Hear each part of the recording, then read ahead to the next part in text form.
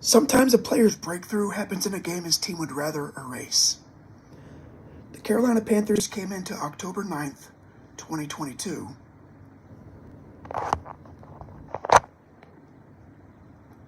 Is anybody there? Okay. Do you suffer from a dirty, cloudy it. retainer? The You dental don't want box is this. here to change. Okay, here we go. The Panthers came into October 9th, 2022 at 1-3, and things already felt a little bit unstable. Matt Rule was in year 3. Carolina went 5-11 in his first season, 5-12 in his second. And now the Panthers lost 3 of their first 4. That put Rule's Carolina record at 11-26. Not very good, right? And the latest quarterback situation wasn't working either. Carolina had traded for Baker Mayfield during the summer, hoping that putting him behind a rebuilt offensive line with Christian McCaffrey, healthy, could at least produce a functional offense. Instead, the Panthers had scored 16 points against the Giants, then 16 against Arizona. They entered this game dead last in the NFL on third down conversions. The previous week against the Cardinals, Mayfield threw 2 interceptions in a 26-16 loss. And the defense had kept Carolina hanging around in games. The offense kept giving that defense more work. And now the San Francisco 49ers are coming to Charlotte. Frisco was only 2-2, but that record disguised what people thought the 49ers could become. Trey Lance had already been lost for the season, and that put Jimmy Garoppolo back at quarterback. San Francisco had just beaten the defending champion Rams 24-9 on Monday Night Football, and its defense was number 1 in the league in total defense, scoring defense, and yards allowed per play. They'd allowed just 11.5 points per game. And coming off the edge was Nick Bosa, 6 sacks through only 4 games. Now for a rookie left tackle like Ekwonu, this is about as subtle as somebody handing you a chainsaw and saying, "Here, learn with this."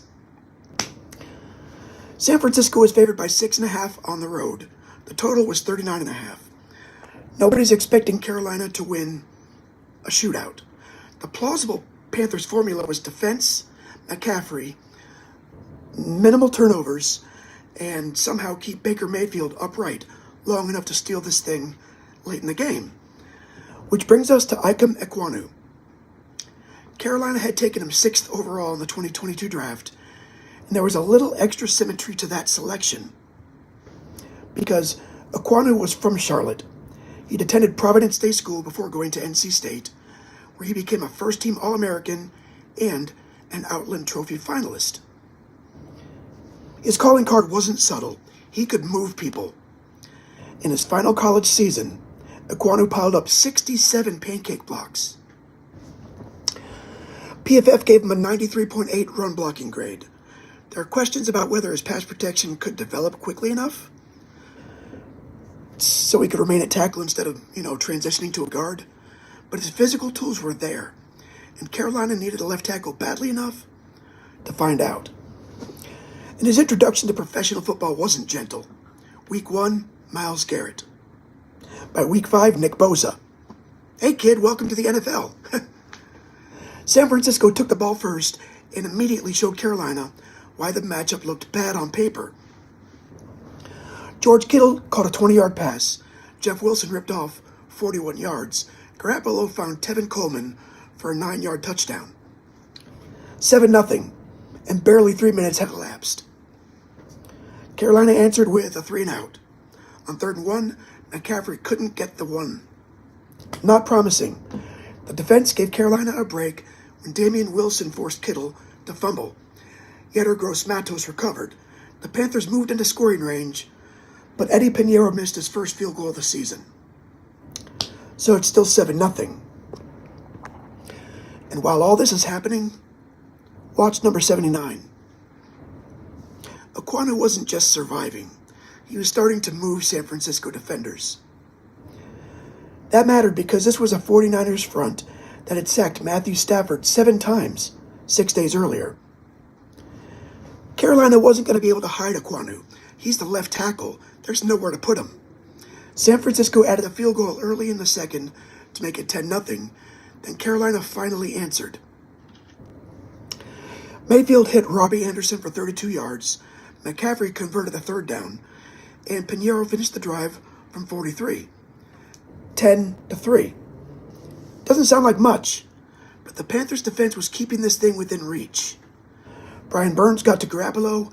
Derek Brown was disrupting passes at the line. Later, Brown got a hand on San Francisco's field goal attempt. So Carolina had their problems, but 10-3 late in the half meant there's still a football game. Then Baker Mayfield threw one pass that changed the mood of the entire day. 43 seconds remaining. Mayfield tried to hit McCaffrey on an option route. He double-clutched, his feet weren't set, and the ball sailed over McCaffrey. Emmanuel Moseley took it 41 yards the other way. Touchdown. San Francisco 17, Carolina 3. And Rule later called the pick six a gut punch, and that's about right. And somewhere in the middle of this miserable afternoon, one of the more random biographies on the Panthers roster was unfolding at left tackle. Ekwonu wasn't just a football player growing up. He played soccer, he wrestled, he played basketball, he ran on a 4x100 relay team. Fine, he's a good athlete. But he also did musical theater. The future 6'4", 300-plus pound NFL left tackle appeared in school productions of The Jungle Book and The Aristocats. He played Pongo in 101 Dalmatians. So if you ever wanted an offensive tackle who could cave in a defensive end's head and then potentially carry a Disney production, Carolina found one with the 6th overall selection. The second half started with the closest thing Carolina had to a surge. Raheem Blackshear returned the kickoff 45 yards. Mayfield hit DJ Moore. Then, on 4th and 1 from the San Francisco 19, Carolina gave the ball to McCaffrey. McCaffrey broke through the line and scored, 17-9. And this is where Ekwonu's afternoon becomes more important than the scoreboard. Carolina's finding some movement on the ground against the league's best defense.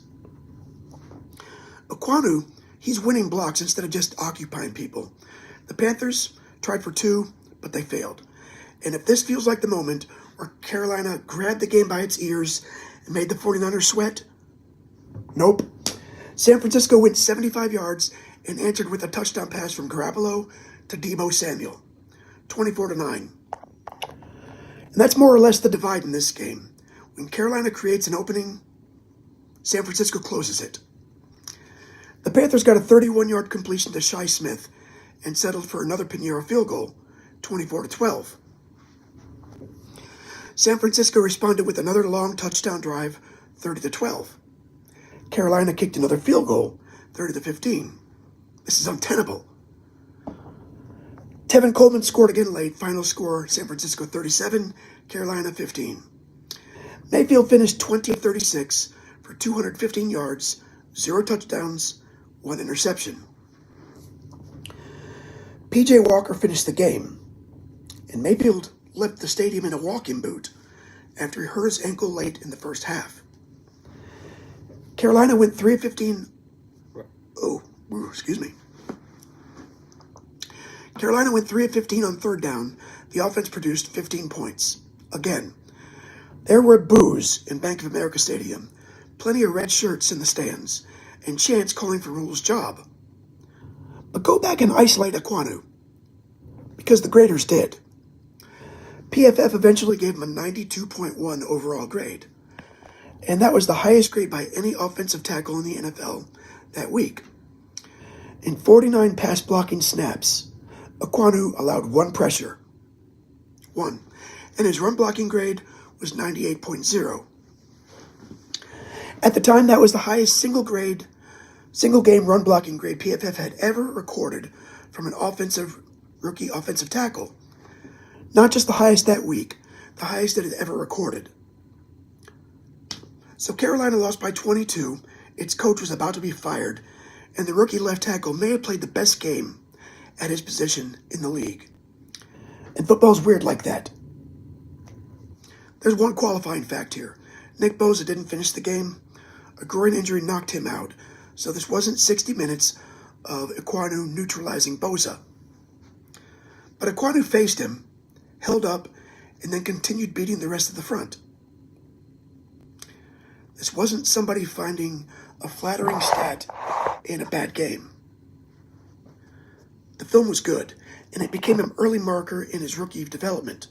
Later in the season, PFF noted that after surrendering sacks early in the year, Ekwonu went 6 straight games, allowing 5 total pressures. He was learning. He was getting better. The Carolina locker room after the game was a strange place. Everybody knew it was coming. Nobody wanted to say it. Rule told reporters their performance wasn't good enough and said the locker room shouldn't be happy. He insisted the players needed to stay together. McCaffrey defended him. Brian Burns defended him. Mayfield said the players had to execute and that Rule could not make the plays for them. McCaffrey was especially pointed. He said players win games and players lose games. He said the criticism of Rule bothered him and added Rule always had his back. Burns talked about hearing the boos and the chance for fire Rule, but he said Rule continued standing in front of the team and taking accountability. Hello, Carmen. It sounded like a locker room trying to save its coach, but they were about 12 hours too late. On Monday, October 10th, David Tepper fired Matt Rule. His Panthers tenure ended at 11-27. Steve Wilkes became the interim head coach, and somehow, that team didn't die. Carolina lost the next week to the Rams and fell to 1-5. Then Christian McCaffrey was traded to the San Francisco 49ers 2 weeks after this game, making the 49ers even better, right? That's not fair. The Panthers then reorganized around the running game and their offensive line. They went 6-6 under Wilkes and remained alive in the NFC South race until New Year's Day. All is quiet. Carolina finished 7-10, 1 game behind the 8-9 Buccaneers. And Ekwonu started all 17 games. Over the final 12 weeks, Carolina ranked 4th in the NFL in rushing yards, and Ekwonu finished his rookie season tied for the fewest pressures allowed amongst qualified rookie tackles. For something that started with Myles Garrett trying to introduce him to the league, year 1 worked out pretty good. And San Francisco's season went much further. The 49ers finished 13-4 and won 10 straight games to close the regular season. Garoppolo eventually got hurt, which handed the offense to the last pick of the draft, Mr. Irrelevant, Brock Purdy. San Francisco beat Seattle in the wild card round and Dallas in the divisional round, before the quarterback situation collapsed in the NFC Championship game against Philadelphia. The Eagles won 31-7.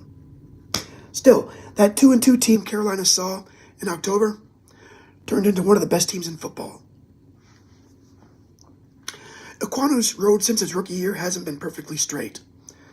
His pass protection regressed in 23. Carolina credited him with allowing 11 sacks after only 7 as a rookie. Other grading methods were a little harsher, but in 2024, he steadied. He allowed 7 sacks and continued to establish himself as a high-level run blocker. The Panthers picked up his 5th-year option in April 2025, keeping him under contract through 2026, and GM Dan Morgan said the organization wanted to keep him longer term. In 2025, he started 15 regular season games for a Panthers team that went 8-9, but still won the NFC South and returned to the playoffs. PFF graded Ekwonu at 70.6 overall, with 5 sacks allowed over 942 offensive snaps. Then his career hit its biggest interruption. 8 offensive plays into Carolina's wild card game against the Rams just 7 months ago. Ekwonu went down with a right knee injury, and the diagnosis was a ruptured patellar tendon. That's no good. Surgery. And as of August 2026, Ekwonu remains on Carolina's physically unable to perform list. Carolina said there's optimism he'll return this year sometime, but there isn't a firm timetable. The Panthers have already had to protect themselves, bringing in Rasheed Walker and drafting Monroe Freeling in the first round. So the next chapter of Ekwonu's career is still unwritten. But if you want the first game where the idea of Ikem Ekwonu as an NFL left tackle really looked convincing, October 9th, 2022 is a good place to stop. His team lost, quarterback got hurt, and his coach got fired the next day. But number 79 played the kind of game Carolina drafted him with the 6th overall selection to play. Next time we leave Charlotte and go back to Oakland, April 22nd, 2007, Baron Davis and the Golden State Warriors are finishing a regular season that almost nobody understands yet, because the real story is about to begin. Warrior 51 is next. I'm Kevin. Thanks for stopping by. Thanks for sticking around. Thanks for your comment. Hope to see you again.